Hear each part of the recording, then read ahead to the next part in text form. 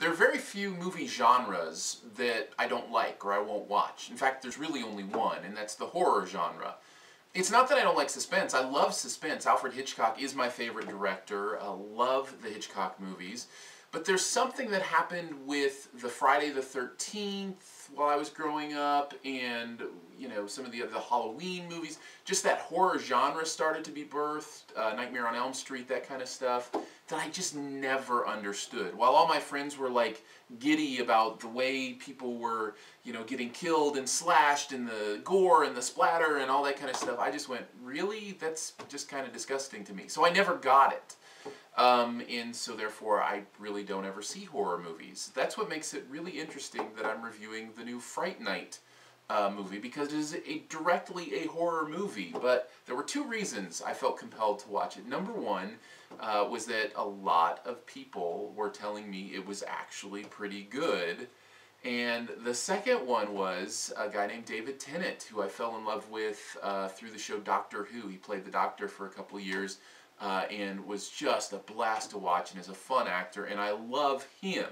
So the fact that he had a fairly large role in the movie was a big plus, and then a few people saying, hey, you might want to check this out, I guess kind of added up to me putting it on my Netflix queue and actually sitting through a horror film. So what did I think? It's not as good as my friend said.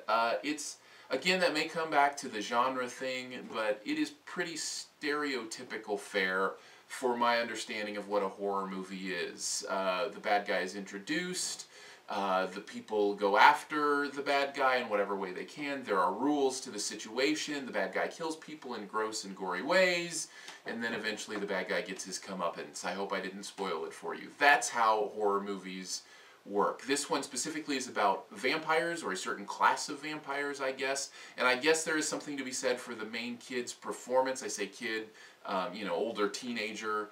He's portrayed as a high schooler in this movie.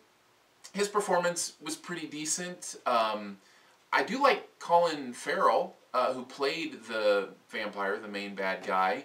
Although in this movie, I felt like he was hindered by having to get himself into what a vampire usually is on screen and kind of portray that. I felt his character was stilted in that way, so I didn't feel like he got to shine. What about my guy David Tennant? He was great. He almost made watching this movie worthwhile.